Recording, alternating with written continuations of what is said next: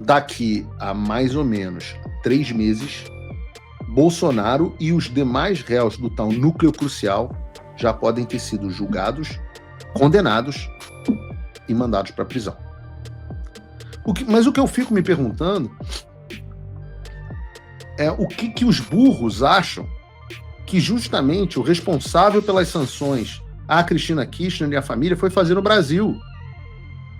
Opção 1 foi tratar de sanções, ou opção 2, ele foi no show da Lady Gaga.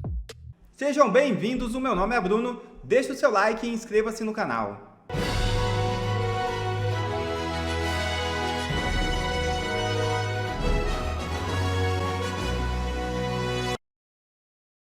STF deve reagir à decisão da Câmara e manter a ação por tentativa de golpe. É isso mesmo. Para ministros da primeira turma, processo poderia ser suspenso apenas contra Alexandre Ramagem. Ministros da primeira turma do Supremo Tribunal Federal podem reagir à decisão da Câmara de aprovar projeto para barrar a ação penal contra os 34 acusados de tentativa de golpe. Entre esses denunciados está o ex-presidente Jair Bolsonaro.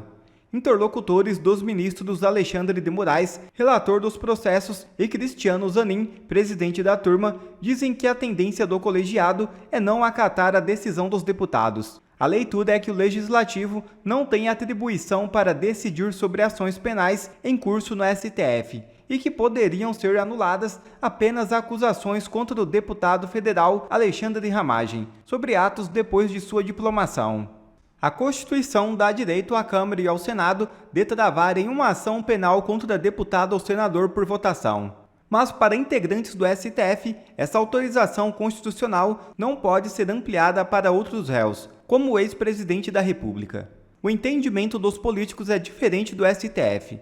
Para o PL, partido de Ramagem e de Bolsonaro, os supostos crimes imputados ao deputado foram cometidos depois da diplomação dele em 19 de dezembro de 2022. O partido usou como exemplo as manifestações de 8 de janeiro. As tensões devem aumentar ainda mais entre o Congresso e o STF. O jornalista Paulo Figueiredo revela o plano de Alexandre de Moraes e do STF para prender Jair Bolsonaro até agosto. Figueiredo também revela a reação que está vindo dos Estados Unidos contra Moraes, o que pode ser uma carta na manga para impedir a prisão de Bolsonaro. Veja o vídeo. Dizer que o Supremo Tribunal Federal tem um plano absolutamente maligno para colocar o presidente Bolsonaro na prisão até agosto. E eu não digo isso de orelhada. Qual seria a linha do tempo para essa conclusão? Vejam só, no dia de ontem, então, 7 de maio de 2025, Alexandre de Moraes marcou as datas para ouvir as testemunhas do processo. Segundo ele estipulou, em 19 de maio serão ouvidas as testemunhas da acusação. Em 22 de maio vão ser ouvidas as testemunhas ligadas ao Mauro Cid. E de 23 de maio a 2 de junho vão ser ouvidas as testemunhas de defesa. Depois de todas as testemunhas serem ouvidas, a lei dá 5 dias para que os advogados de defesa possam pedir diligências, investigações ou providências adicionais que acharem necessário pedir. É uma regra prevista na tal da Lei 8.038 e também no regimento STF e é parecida com o que existe no Código de Processo Penal. Não foi marcada ainda a data dos interrogatórios, que é quando os réus vão ser ouvidos, mas com base nos prazos usados até agora, é provável que essas audiências aconteçam ainda em junho de 2025. Estamos em junho. Depois das diligências pedidas pela defesa ou pelo indeferimento desses pedidos, que é o mais provável, e dos interrogatórios, tanto a acusação quanto as defesas vão ter um prazo excessivo de 15 dias para entregar os argumentos finais por escrito. E aí, como o recesso do Supremo Tribunal Federal vai do dia 2 ao 31 de julho, é provável que esses prazos terminem no início de agosto. Se houver recesso.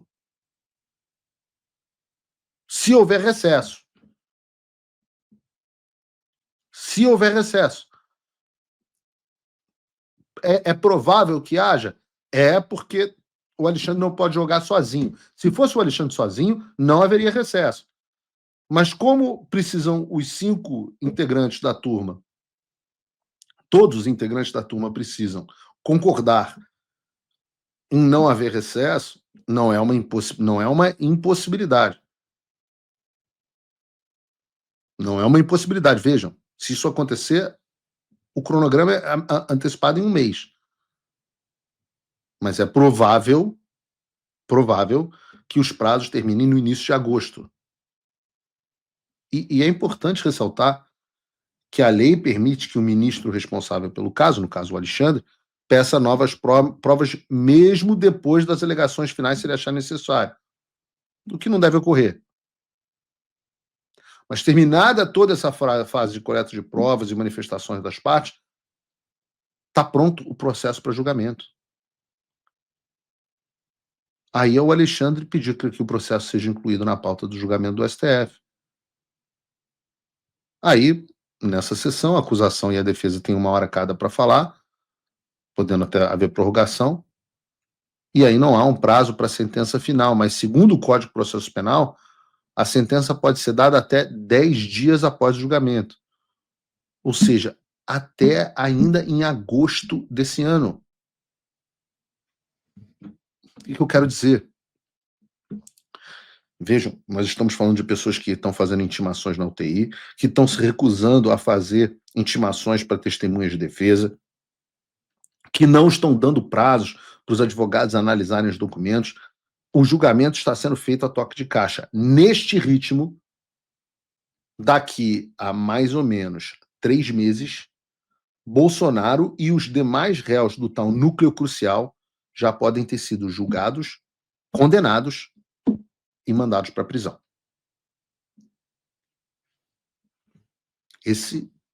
Essa é a real situação. Pode demorar 15 dias para mais. Há uma margem para erro. Mas o cronograma mais provável, seguindo todos os passos, da forma como o Alexandre tem feito, implicam em Bolsonaro na prisão de agosto para setembro. Essa é a situação atual do país.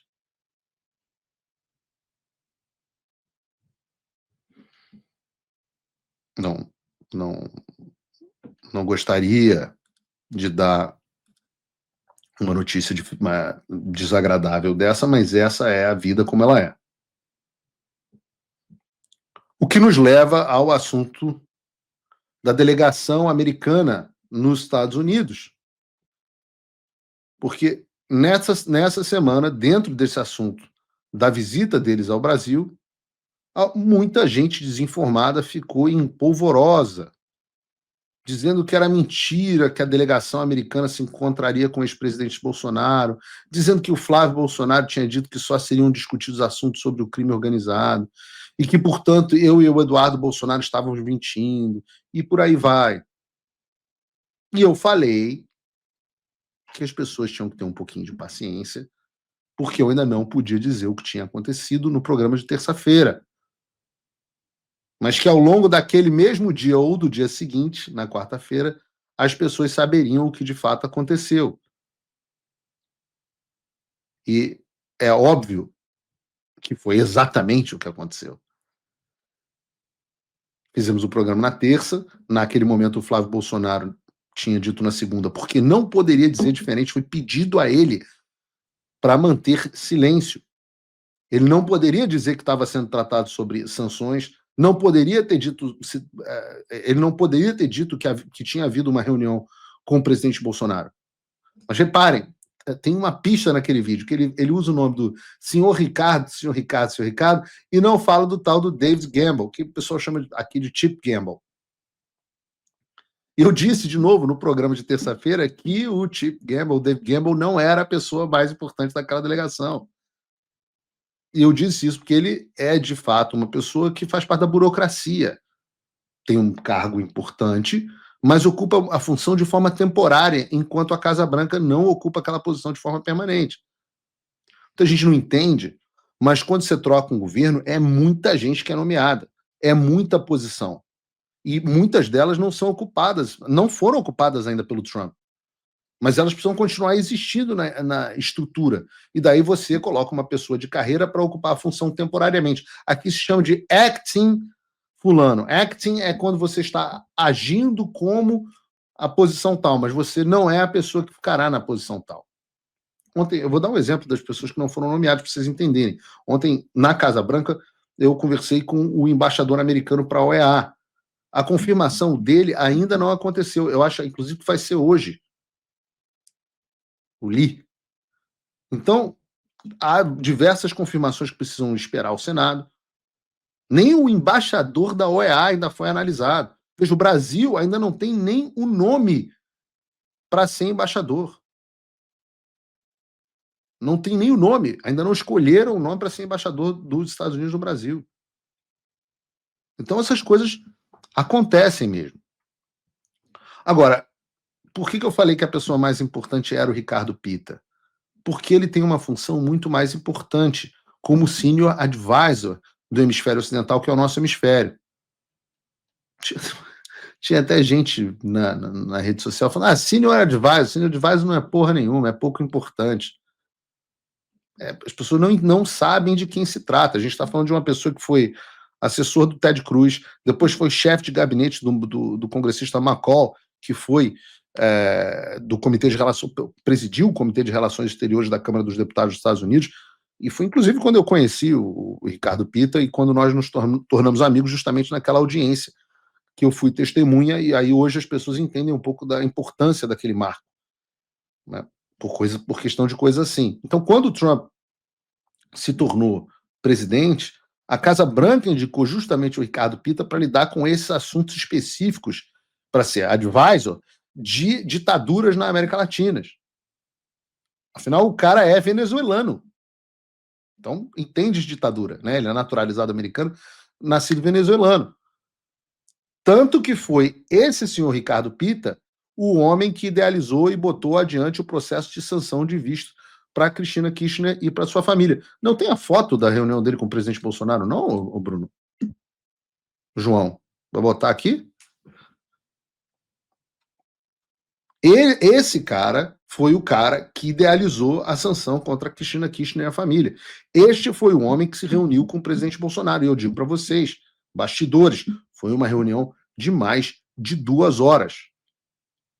Obviamente, no que eu posso comentar a respeito, o assunto principal foi justamente crime organizado? Não, claro que não, não seja uma topeira. Vai sentar para conversar com o presidente Bolsonaro sobre PCC e crime organizado? Claro que não. O assunto foi a situação do Brasil e a ditadura alexandrina.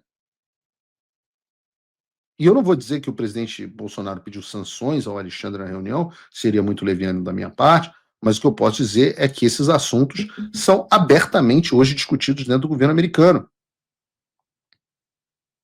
Então, o senhor Ricardo Pitta foi se reunir com o presidente Bolsonaro para quê?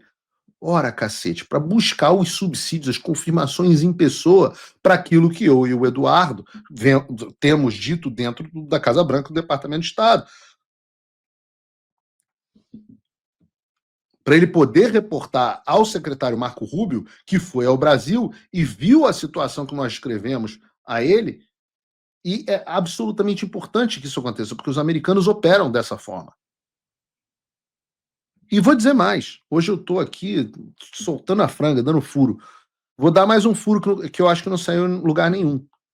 Pelo menos eu não vi. O fato de que... Por que nós não pudemos, antes, confirmar que o Ricardo Pitta, quem era o Ricardo Pitta e que ele tinha se reunido com o presidente Bolsonaro? Deixa a imagem aí, Bruno. Por que nós não podemos fazer isso? Simplesmente porque no dia seguinte ele teria reuniões com o ministro das Relações Exteriores do Brasil, Mauro Vieira. E ele não queria que o governo brasileiro cancelasse essas reuniões, ao saber que ele havia se reunido com o presidente Bolsonaro. Por que ele não queria?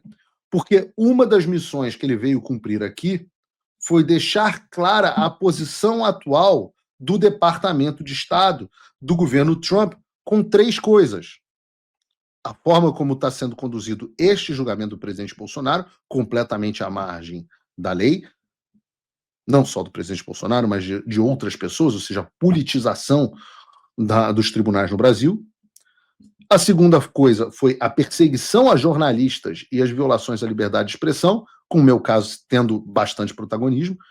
E a terceira coisa foi a preocupação do governo americano com a violação da soberania americana, invasão da jurisdição americana com decisões proferidas pelo STF que afetam indivíduos nos Estados Unidos, como eu, Constantino, Alan, Ludmilla, etc., mas também empresas americanas, como o X, como o Rumble, como o True Social, e até as outras Big Techs, a Meta, o Google, etc., afetadas pelas decisões do Alexandre. A própria SpaceX. E eu perguntei qual teria sido a resposta, eu apurei qual teria sido a resposta do governo brasileiro. E parece que houve uma não resposta. Aquele blá blá blá, que eles dizem para o público, eles dizem em reuniões de portas fechadas. As instituições brasileiras agem de forma independente, o Supremo Tribunal tem uma longa defesa da democracia, houve uma tentativa de golpe que foi impedida pelo grande paladino Alexandre de Moraes, aquele mesmo discurso.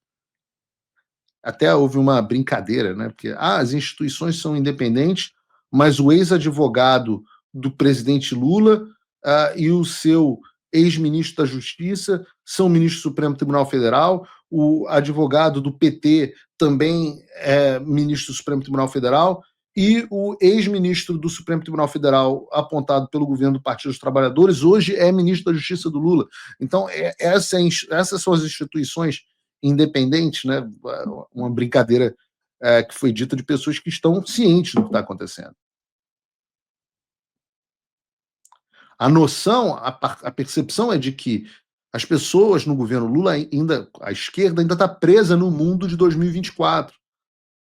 E isso é muito bom para a gente. E as pessoas podem acreditar ou não no que eu estou dizendo.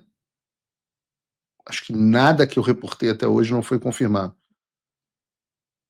Ou foi, pelo menos, desmentido, né? De vez em quando, não sei, teve uma retardada que eu esqueci o nome.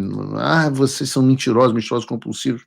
Tá aí. Eu falei que na terça-feira, eu falei que na quarta-feira as pessoas iam saber o real motivo da visita da delegação americana e, pum, na quarta-feira, na verdade foi terça-noite, eu acho, o presidente Bolsonaro postou a foto dele, essa foto aqui, bota aí de novo, Bruno, com o senhor Ricardo Pita.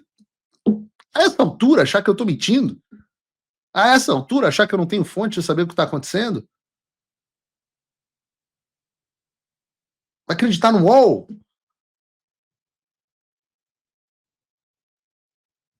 Pô. Mas o que eu fico me perguntando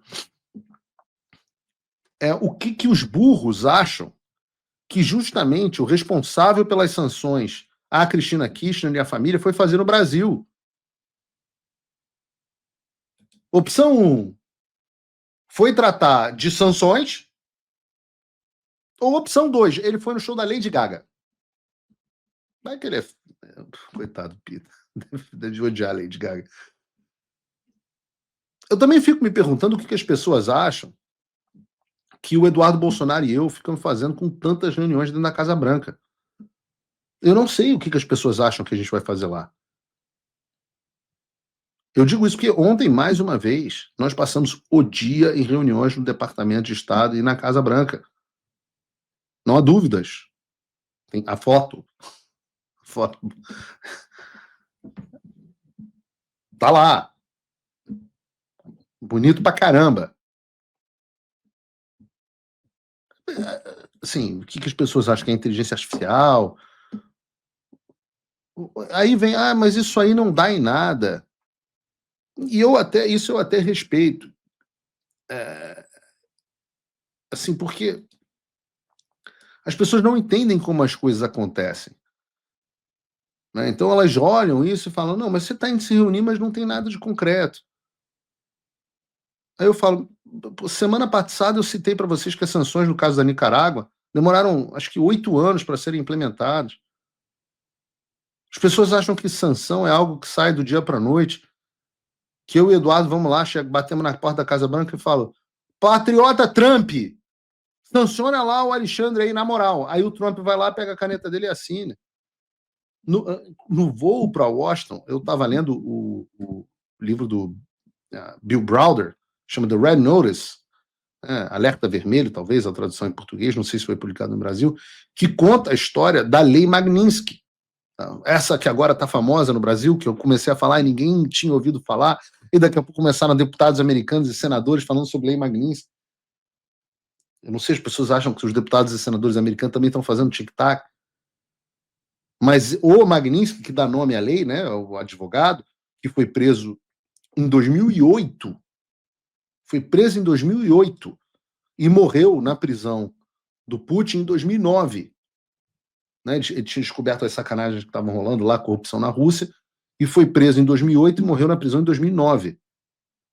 Sabe quando é que vieram as sanções? 5 anos depois, 2013. O próprio Bill Browder, que foi o cara que fez, o autor do livro, foi o cara que fez o lobby pela lei no Congresso americano. A gente aprende muito, né, com a experiência dos outros. Mas o caso dele era da Rússia, que é um país no qual os Estados Unidos tem áreas inteiras, tem um prédio inteiro, tem um andar inteiro dedicado à Rússia no Departamento de Estado. No Brasil, tem nada. A gente está lá dentro do hemisfério ocidental junto com um monte de país. E mesmo assim, o Bill Browder demorou anos fazendo lobby para aprovar a lei Magnitsky e ter sanção autorizada. Um cara que é milionário, famoso nos Estados Unidos, aliás, o pai dele era membro do Partido Comunista, demorou 5 anos. Chega eu, coitado, um pobre de um coitado, um imigrante, um pobretão, um jornalista, sem recurso, ficando em Airbnb, pegando a passagemzinha mais barata, não sou ninguém, chego no governo americano, com a ajuda do Eduardo Bolsonaro, é só mais um deputado brasileiro. E as pessoas esperam que a gente faça o quê? Que a gente chegue lá, bata na porta e faça trabalho em um mês. Que loucura!